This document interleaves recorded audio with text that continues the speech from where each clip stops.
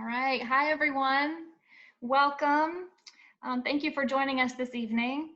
My name is Katie Hautamaki. I work on author and community events at Midtown Reader, your local independent bookstore here in Tallahassee. And tonight we're very happy to partner with the Holocaust Education Resource Council to host a conversation with author Joanie Schirm, who's here with us tonight. She's the author of the memoir, My Dear Boy. Joanie is joining us from Orlando.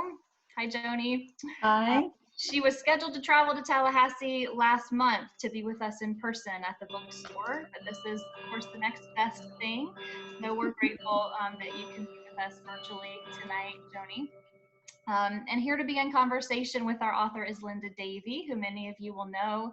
Linda serves as Education Director for the Holocaust Education Resource Council. We call it HERC here in Tallahassee. She also facilitates HERC's book club, which meets at Midtown Reader every other month. And we're really grateful for the important work that HERC does in our community, and we're grateful for our partnership with them. Just to let you know, we do have copies of My Dear Boy, the book we'll be discussing tonight, available at Midtown Reader, and you can order those online at midtownreader.com. That's right, it looks like that. It's a beautiful cover. You can order those online at midtownreader.com or by calling the store at 850-425-2665. We're currently offering both contactless pickup and free delivery anywhere in Tallahassee. At the end, just to let you know, we will allow a few minutes for questions. So if you have a question for Joanie, you can submit those using the chat function at any time during the event. So feel free to do that. And we'll take as many of those. I think it's Big Ben. The clock. Should have turned it off. Sorry. Background music. I love that. It's 6 o'clock.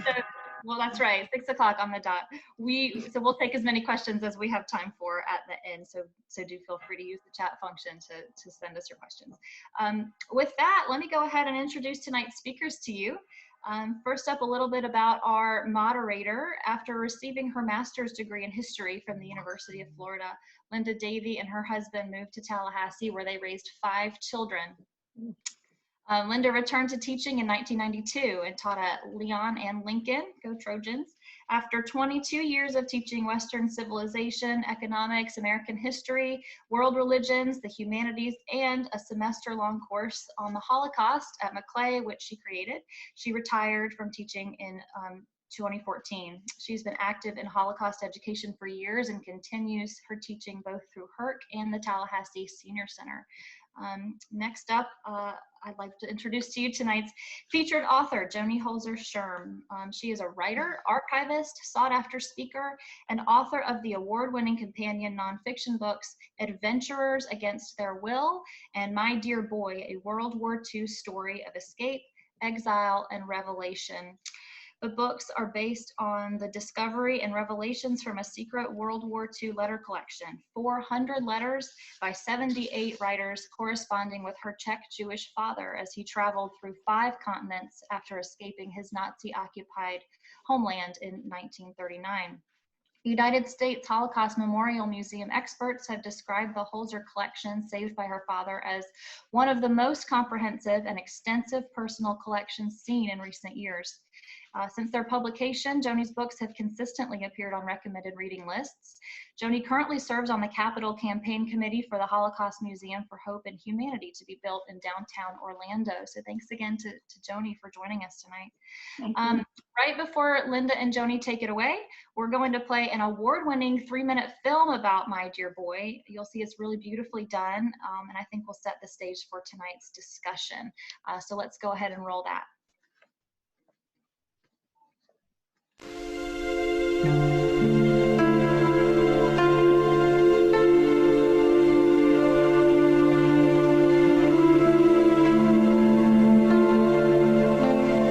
Joanie Schirm thought she knew all about her Czech-American father and his epic story.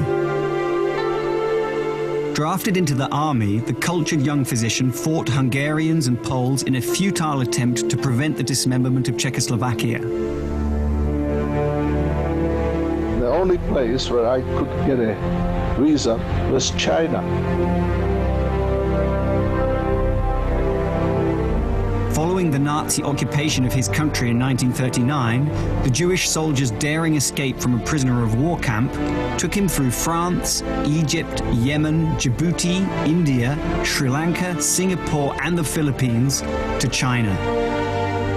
Instead of settling in Shanghai like most European refugees, Oswald Holzer went to practice medicine in a small hospital in the war-ravaged interior, where Chinese nationalists, communists, and the Japanese fought bloody pitched battles. Peking was a charmed city full of romance. During a short stay in Peking, he met Ruth Alice, the daughter of American missionaries. My English at that time was about as equally bad as my Chinese, but we could communicate quite well. And after about a week or 10 days, I asked her to marry me. And to my greatest surprise, she agreed.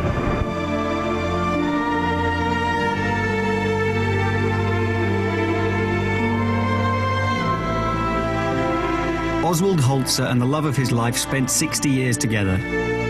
They eventually settled in Florida and raised an all-American family.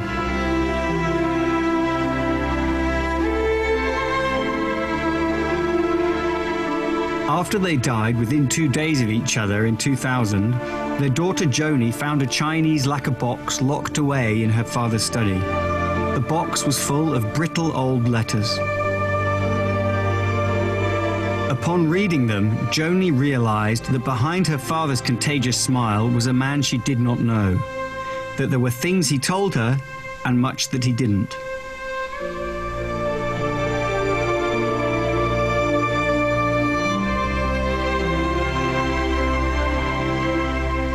Buried beneath personal pain was a lesson for all mankind. 400 letters, 78 writers, one remarkable secret.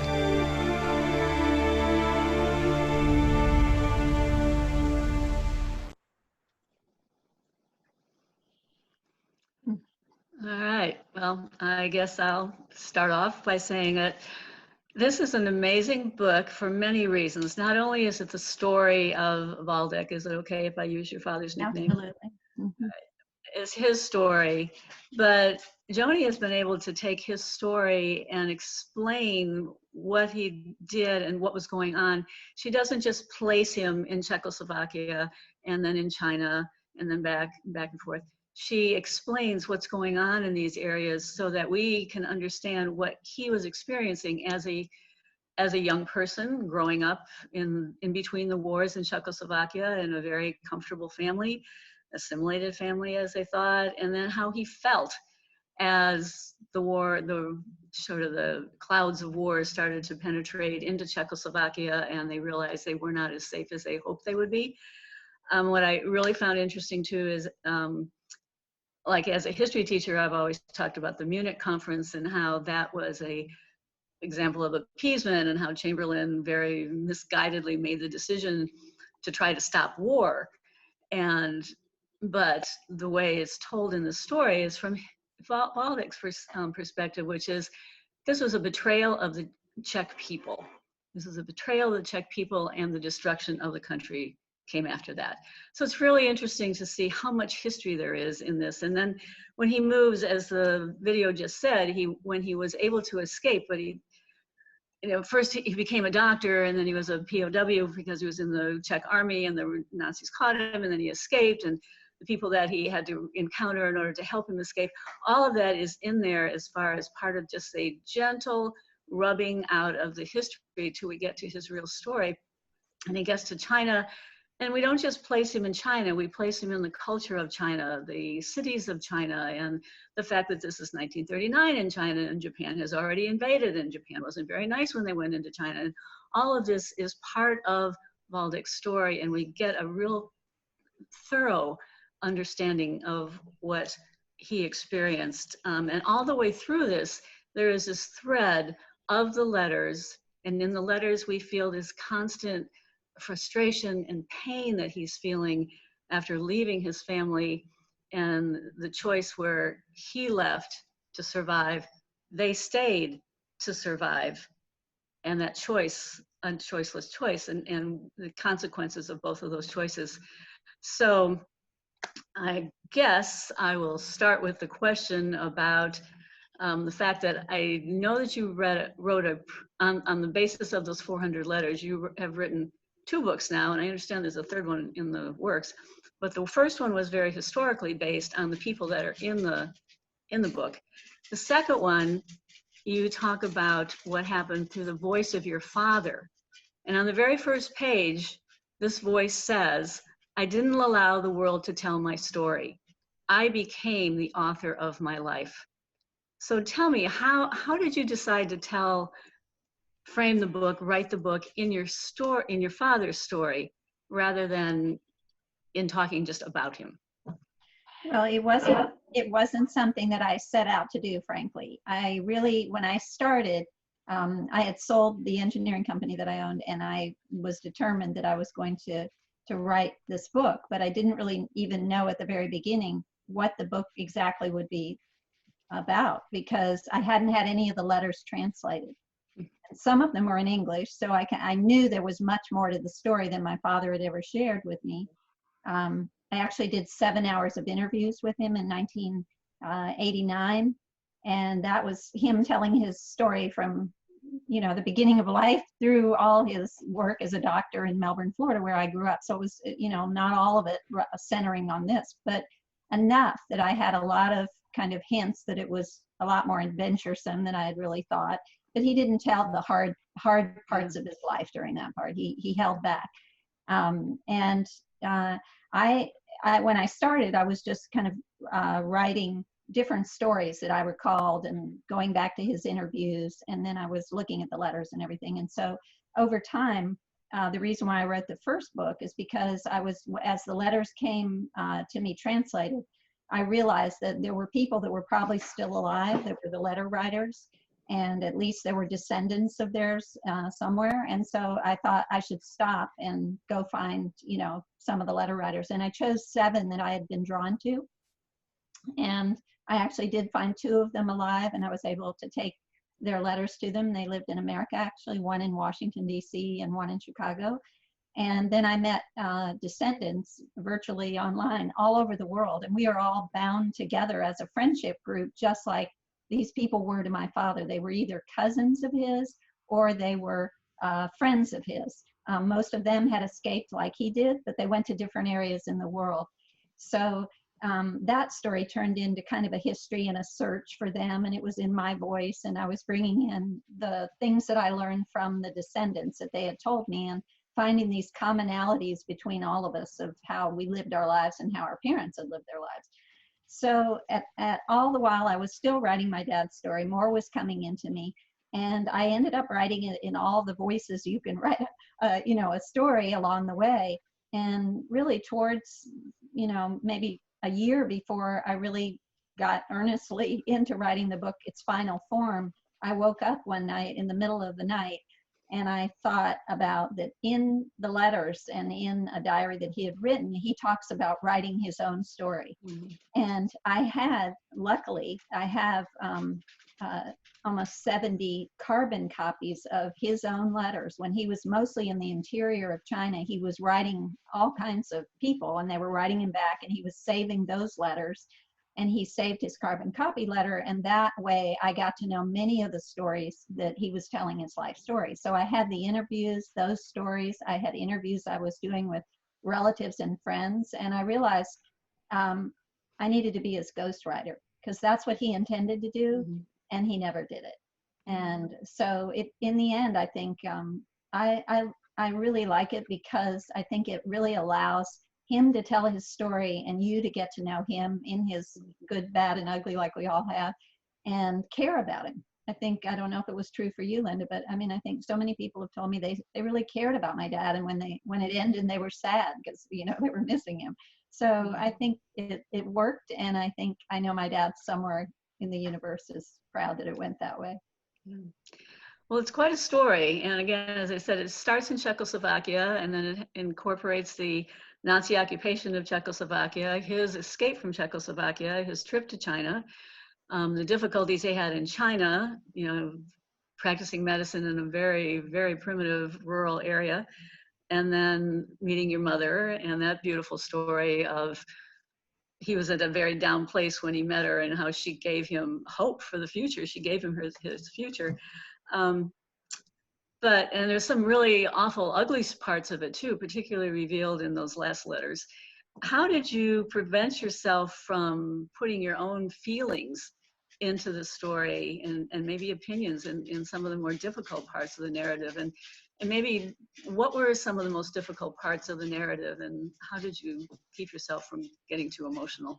Well, I can't say that I didn't get too emotional, because I did many times, and I still do. And even watching the book trailer and seeing my parents and hearing my dad's voice, which by the way came from the interviews I did with him, him telling the story. And I had my mother, I separately interviewed my mom, and she tells the story of meeting him. And it was truly a love at first sight story. So it's emotional, but I do know that my mother was kind of his saving grace at the time of his life when that was happening, because it was, you know, things were getting really bad in China, and he was worried about his parents and friends and family that he couldn't get out. So I think I worked very hard to remember how my father told stories, to remember what his personality is like, because the way he saw life, he was always very optimistic. What he went through was, you know, incredibly sad and traumatic, and yet he chose a life that would be a happy life for his family, and that we would not feel threatened or not be biased against other people or not be afraid of others, you know. And so he gave us that gift, as our mother did, because my mother was the same way. She was very loving and very kind. And I, you know, so telling his story for him, I went back to the power of his voice and tried to be him along the way, like a ghostwriter does. Mm-hmm. And, you know, I want to tell you that I was thinking today, I'm always thinking about dates and the things that I have. There's, you know, almost every day has a meaning. So I looked to see what was happening right now. And on May 8th, tomorrow, is the anniversary of him receiving his black market visa to leave for China. You know, he was in the Nazi occupied territory in Prague. It was very hard to get out even then. It was early in the process. And had he not managed to get that visa, he would have perished like everybody, and I wouldn't exist. So I looked at that and I thought, you know, there's always an important thing to remember: the choices that you make, the luck that goes with it sometimes, and the circumstance. And so the story has a lot of those kind of things that happened. A lot of people that helped him, just little things that made a difference to his survival. And that's what life is like, you know. Yeah, well, speaking of dates, it's funny. I thought you were going to say that May 8th is VE Day, because 75 years ago tomorrow was declared the Victory in Europe Day. So you are exactly right. So we've got a lot of things going on.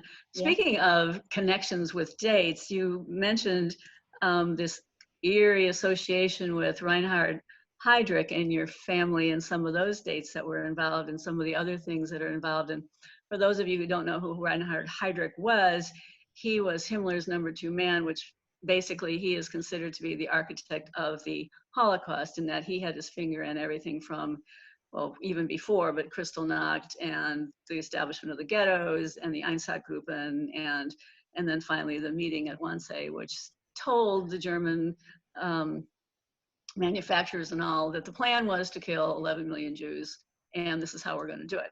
So then he became the protector of Bohemia and Moravia, and really became, as they called him, the butcher of Prague, right? Because he went to Czechoslovakia with the idea of destroying all the Czech vermin.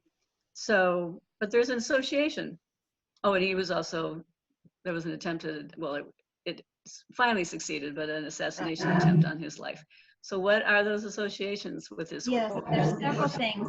Now, I grew up in an era in American education where you didn't really study the Holocaust. I mean, it was mentioned maybe as a sentence in a history book and everything. And there were names that you knew, like you knew the name of Himmler and you knew the name of Goering, and Hitler for sure, but you really didn't hear much else. So I had never heard of Reinhard Heydrich until I started doing my research. And there I can tell you several things. One is, of course, at that meeting at Wannsee, and when they made the movement toward the final solution, the agreement was made to build 3 death camps that were purely for extermination, not concentrating or holding it all. And it was Belzec and Treblinka and Sobibor. And my father, when Schindler's List came out, he made a list of 44 relatives that had perished in the Holocaust. And he put with that a coded words of how he was related to them and where he thought they had perished. And of course, most of them did perish at Auschwitz, not all. My great-grandmother perished at Terezin, which is in the Czech lands, called Theresienstadt to the Germans.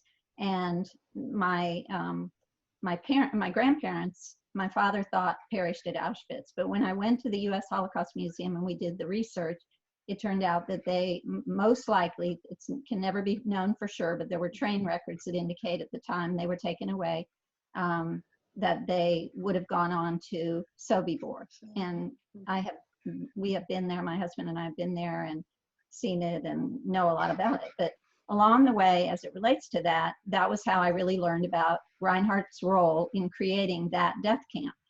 And one of my translators, then when I knew within the interviews that I had done with my father, there was a reference story that was to his very good friend who was in medical school with him named Vladimir Wagner, and he called him Vlada Wagner.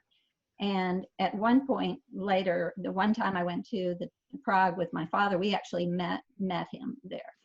But when my father told the story on tape, he talks about when the attempted assassination happened. It was the Czechs two Czechs that actually accosted him when he was Reinhardt was driving in an open car in Prague, and they were they threw a hand grenade after their guns had frozen. They were gonna shoot him, and then that didn't work, and so they threw this hand grenade, and he was injured severely, and they took him to the main hospital in Prague. And this Vlada Wagner, who was not Jewish and had graduated from medical school like my father had, he went to work there, and he was a hematologist. And he told my father the story that they actually managed to change the blood that was put into Heydrich. And of course, Heydrich died a few days later. Well, because of what all happened, the Nazis took great retribution on the Czech lands after Heydrich died, and killed a lot of people, incarcerated a lot of people, and it was a horrific event. So at the time, I thought probably Vlada Wagner would never have said much about that. He told my father, and they were best friends. So what had happened, though, I even got a researcher in New York. There were copies of the death certificate for Reinhardt that they could, Heydrich, and they read and everything. And there was never any for sure how he died. I've read 2 books on it, and they speculated he may have died from, he had a spleen removed, and he may have died from poisoning from the horsehair in the seat of his car. That's the most common thing that people say, but they don't know. But then when Vlada Wagner was older and he was going around and he was very active in the Hematology International Association, and he would give speeches about the way they changed the blood at that time during the war. And I think he never would have said out loud really that was what they did, because of the retribution that happened. So that was one. And then another one was that my father saved his riding breeches that he wore when he escaped the unit. He was in a Czech army unit that was taken over by the Nazis, and he was the doctor in the unit, and he managed to escape. There's a great story that goes with that he managed to escape, and the pants that he wore, he saved. And he told me about it in the interview. But he never told me he saved those pants. I mean, he told me about the pants he wore. He described the pants. He told me the story and everything. And after my parents died, they died of natural causes within 2 days of each other. And when we were going through their things, we uncovered those pants. And I knew, my brother and sister didn't know what they were, but I knew right away when I saw them, and I saved them. And for the first few years of my writing, in my writing room, they hung nearby, and they were kind of my inspiration. And I saw the buttons had some words on them, and one of them was Ferd, F-E-R-D, Chara, C-H-A-R-A. And I had a woman, and another one said Parducci, which is a town in the Czech lands. And I had a Czech woman working for me, and she said, oh, I think there's a school in Parducci, maybe you could write them. And I took pictures of the buttons and I sent them to this school, and sure enough, the next day this woman wrote me back in perfect English and told me that Ferd Chara was a tailor that made breeches for the Czech army, and that he had been killed by the Germans for his role in the underground working on the Reinhard Heydrich plan to assassinate. Yeah. So I sat there and thought, the man that, you know, made these breeches for my father ends up, you know, working for that assassination, which of course was a good thing for the world, because Heydrich was really a horrible person. But it was all tied back, and there's more even, but it's amazing. I now know him well, the Reinhard Heydrich story. Yeah. Well, he was Hitler called Heydrich a man with an iron heart, so you can imagine what that would be. Are those the pants in the picture behind you? In your poster? Yes, those are the pants, and they're in the exhibit at the Maitland Holocaust Center. They're actually in an exhibit case. Yeah. So they are still there. Yeah. That's great. Just a couple more questions. One, we were talking about dates. This book was released in 2019, and I feel that there's a reason for that. Could you explain that to us? Well, the whole time that I was writing, actually both my books, but this book, everything was really changing in the world in terms of the migrant crisis that was starting in the Mediterranean and in Europe, and then grew around the world, and the rise of autocratic language everywhere, which now I think is even greater, and really the threat on freedom and protecting the human rights and dignity of everything that was really becoming more and more pronounced the whole time. So at the time I was thinking, you know, it was tied kind of to a date within my book that had meaning for my father. But in the end, I really felt like it was meant to come out at a time when you really need to think of people as individuals, all the people that, you know, come to our border and what happens there, and not from a political sense, but just the way that we treat humans and respect them and look out for them really is what the message is of the book.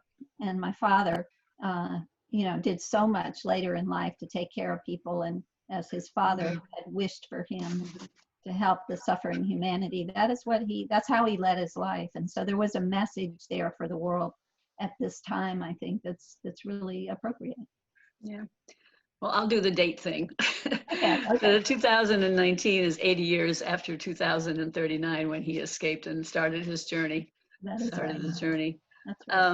Just a couple more. One was he describes himself toward the end as a refugee and a displaced person.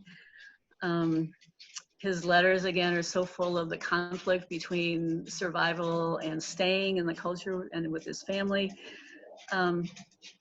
There's a lot about the religion aspect too, where he is a cultural Jew but not a practicing Jew, and yet your mother was a very devout Christian and raised you guys Christian. Did you find a deeper understanding of your father as a refugee and a displaced person rather than just dad in writing this? I did. I think I really have gotten into the refugee cause and understanding, and it's really, we have more people now that are displaced than were right after World War II, and what people go through. And so I really saw in him the resilience that it really takes in, you know, for people to get to that other place as a refugee and everything. He, you know, they now call them displaced persons that formally came through the UN, and it changed from just the word refugee. But at the time, those were refugees in China, and there were about 20,000 European Jews that got to China, and luckily they made it there. Yeah. Okay, I keep saying one more. I just want, one of the most emotional and dramatic and sort of coming together. It was at the end of the chapter that you called The Letter That Changed Everything. And that was when he, after 7 years of wondering about the family and not hearing from the family for so long and only hearing about the devastation and the horrors that were going on in Europe from other people who had escaped. Your father received a letter from his father, which his father had written right after he and his mother had gotten the deportation notice when they had to leave for Terezin and ultimately end up in Sobibor. And the last line of that was, you know, and this is a man who knows his destination because many people had already been deported and never heard from again. And what your grandfather told your father in that last letter was, I wish for you full satisfaction, but in your profession, but don't use it as a source of wealth. Become a benefactor to suffering humanity. I thought that was just profound and so amazing. What a family and what a history. Here's my last one. Okay. I also was very moved at one point by what I felt was a rise of anger from your father when he was writing to a friend of his about a realization that he had about his life and his family's life in Czechoslovakia, when he said, basically, we thought we were assimilated. We thought we were assimilated, but that became a sham. We thought we were accepted, but we weren't. Maybe tolerated, because toleration is yeah, you're okay, but I'm still over here and probably a little better, which is unfortunate because we often say we're teaching tolerance when we shouldn't be teaching tolerance. We should be teaching acceptance and honor and respect. But he did say, I hope I'll be accepted at some point in the future. So this kind of feeds into our Holocaust education. And I know you've been very active in Holocaust education. Can you just sum up for us really quickly, why is Holocaust education so important and how do you do it? Well, you know, my father's story really is the reminder that we all have to stand up and speak up when we see acts of hatred, but also to protect one another. And I feel like, you know, it doesn't matter what your religion is or what your background or anything. It's really, we're all the same and we have to watch out for each other. And I think it kind of being someone that has my foot in two camps in terms of my father's Jewish background and my mother's Christian and everything. And I call myself spiritual now, where I've arrived at it all. I've learned a lot about both religions and really kind of and look at my parents in a totally different way now and knowing their backgrounds. But I think all of us have that opportunity to really see us as one, and we have to protect each other. And it becomes clearer and clearer how important that is in this day and time, but it will be probably always, because there's a lot of human nature that isn't good. And so we have to look for the good in one another. So I think this story really brings you to one person that lived that life and lost so much, but then decided how to live, you know, a good life. And I think it's, you know, it comes with hope, and that's what I hope people will get out of it. Okay, does anybody out there listening have any questions or comments that they want to offer? Please go down to the little chat bar in the bottom and ask us.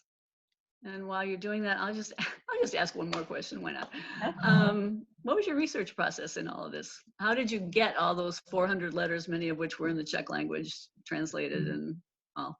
Right. The first thing I did right after I retired, so to speak, from my engineering company is I actually said, I'm coming back here, and I scanned them all. And so I had them in a protected way in terms of being able to share the information. And I quickly realized I had many different languages. It was not just, there were some in English, there was Czech, there was even French, German, Chinese, you know, different, and some of it they call current, which was an older German, mostly Jewish, used language. And so there were a lot of issues like that. So I ended up using 14 different translators, but the bulk of it was done by two, a man named Lukáš Kribel and Marek Katzel.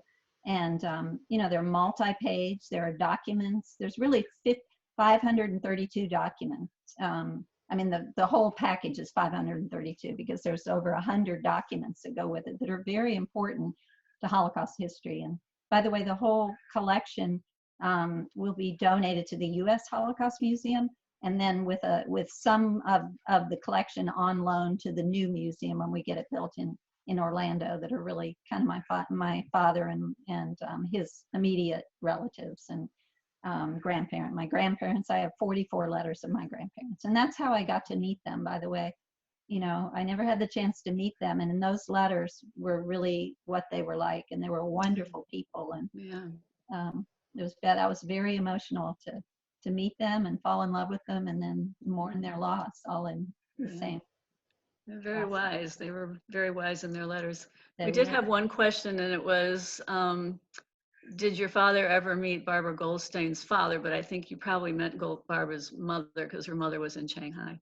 Yeah, no, I think she was born there, wasn't she? So she would have, or I thought. She was a child. She was a child, yeah. I mean, they may have crossed somehow, and I can tell you that I've been contacted by people that were in Shanghai, and I've been able to find names and letters that match them. So it's a good question to ask, but I don't know of any tie there. But anyway. Okay. I have a question, Joanie. I know you're currently serving on the Capital Campaign Committee for the Holocaust Museum for Hope and Humanity in downtown Orlando. Can you give us a little bit of an update on that project? I would love to. We are at a moment in time when we have some great news that I can't tell you the news yet, but it's everything from design and also a partnership that we will have for the museum that I think is with an organization that is human rights and Holocaust education internationally. So I think that we are going to build something very special that speaks to the world, which is what Orlando, prides itself on. And I think it'll be done in a manner in which we celebrate the people that were the upstanders and the rescuers, and that continue to do that all around the world. So our emphasis will be in the education using the lessons of the Holocaust, but also looking at other human rights issues. And I think it's going to be very special. We're probably maybe half to a third of the way towards our fundraising. We haven't really gotten all the estimates on what we need. And of course, today's world is a little bit different than it was before, but I think our message and what we're going to create will be different organizations that care about this. I think are going to care about helping us make this happen. So we're very excited about it and have a good team working on it. Cool, thanks. Okay. Well, Thank you for asking. I'll just conclude by saying this book is like a lens to look at the world in a hopeful vision that illuminates the oneness of the human family.